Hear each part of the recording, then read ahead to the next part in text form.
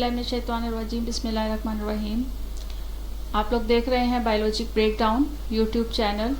आज हम class 2 unit number 2 class 9 का बायोडाइवर्सिटी की बुक एक्सरसाइज के क्वेश्चन आंसर्स जो है वो उसके देखेंगे नोट्स को कि कौन कौन से क्वेश्चन आंसर जो हैं जो आपकी बुक एक्सरसाइज में इंक्लूड हैं। क्वेश्चन नंबर 1 को हम रीड करते हैं कि क्या क्वेश्चन पूछा हुआ है। There are a question number 1. What are the following scientists famous for? कुछ साइंटिस्ट के नेम दिए हुए हैं और ये पूछा गया है आपसे कि वो क्यों मशहूर हैं, क्यों फेमस हैं। पहला साइंटिस्ट जो है वो है Aristotle. Aristotle was the first person who classified the living organisms into 2 groups called Animalia and प्लांटिया।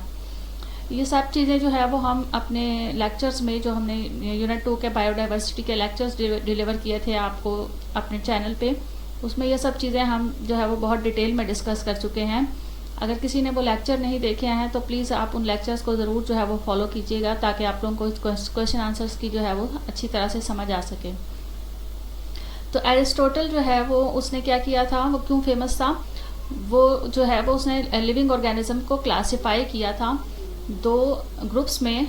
एक का नाम था एनिमेलिया और दूसरे का नाम था प्लांटिया। फिर एक नेक्स्ट साइंटिस्ट है Carolus Linnaeus. Carolus Linnaeus introduce a naming system to give each organisms a naming consisting of 2 Latin names. The first name is genus name and the second name is called species. Carolus Linnaeus जो था वो एक scientist था और उसने organism को name किस तरह से देने हैं उसके बारे में जो है वो उसने एक्सप्लेन किया था और उसने बताया था कि 2 लैटिन नेम्स जो है उसके मुताबिक जो है वो जब हम उस किसी भी ऑर्गेनिज्म को नेम देंगे तो उसका जो फर्स्ट नेम होगा वो उसके जीनस से रिलेटेड होगा और जो उसका सेकंड नेम होगा वो स्पीशीज से रिलेटेड होगा।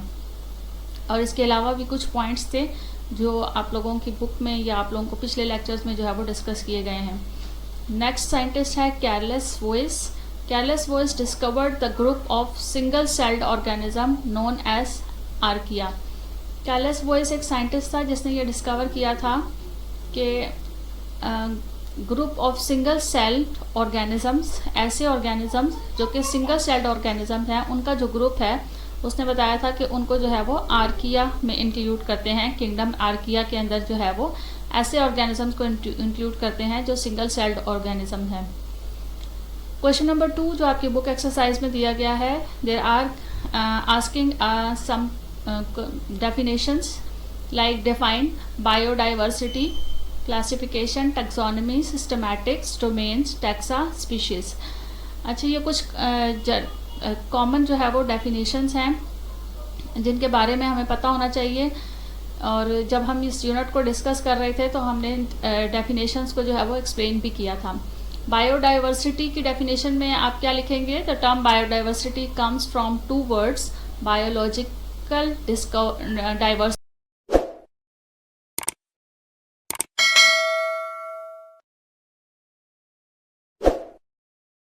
defined as the variety of living organism on the earth।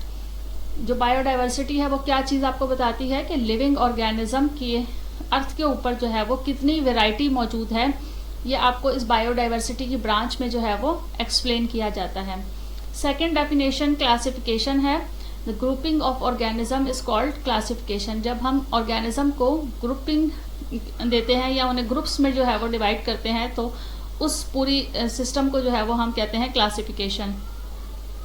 Next definition है taxonomy. Taxonomy is concern with identification, naming and classification of organism.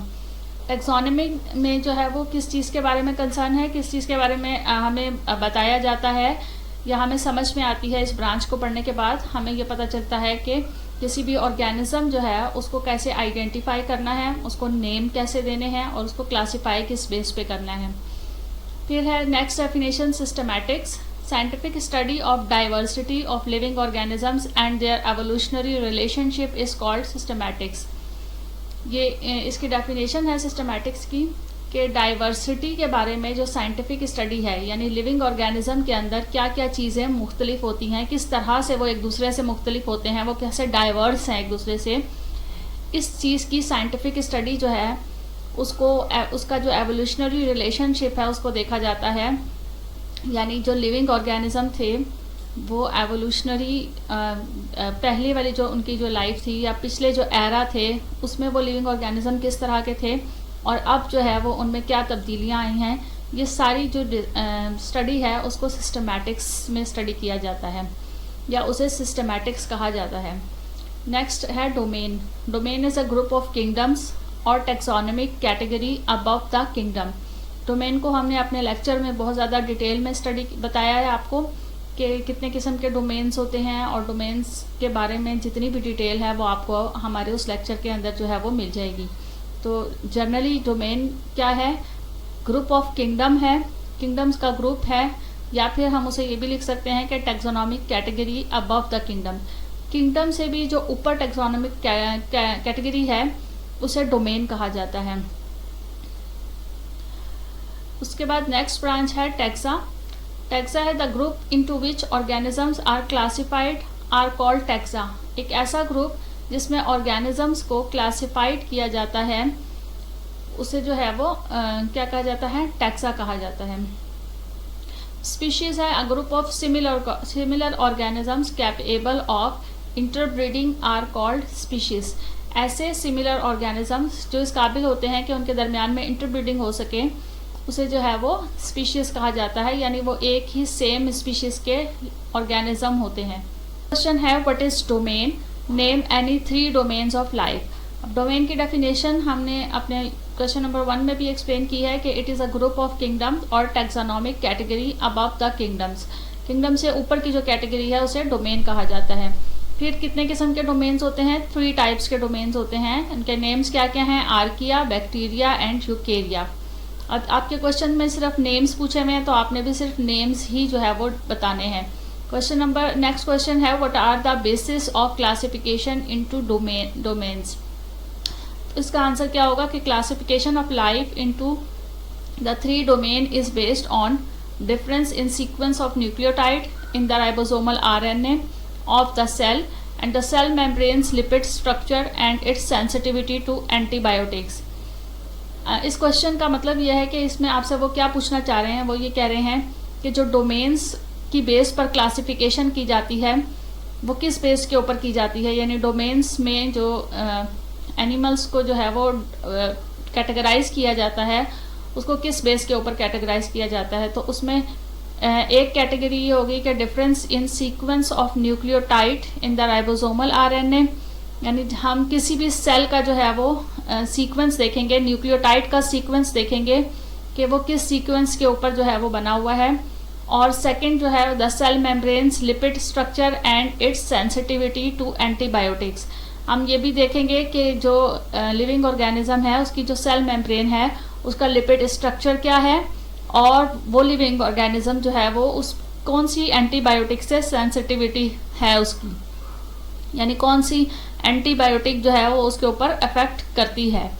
तो ये कुछ बेसिस हैं जिनकी बेस पे हम मुख्तलिफ लिविंग ऑर्गेनिजम्स को उनके डोमेन्स में कैटेगराइज कर देते हैं। उम्मीद है आप लोगों को ये वाले क्वेश्चन आंसर्स बहुत अच्छी तरह से समझ आ गए होंगे। अगर इसमें किसी भी किस्म की कोई प्रॉब्लम आपको है तो आप कमेंट सेक्शन में ज़रूर पूछिएगा, और अगर कॉन्सेप्ट क्लियर नहीं हुआ तब भी आप जो है वो कमेंट सेक्शन में ज़रूर मुझसे पूछिएगा। मैं आप लोगों को दोबारा से जो है वो एक्सप्लेन करने की कोशिश करूँगी।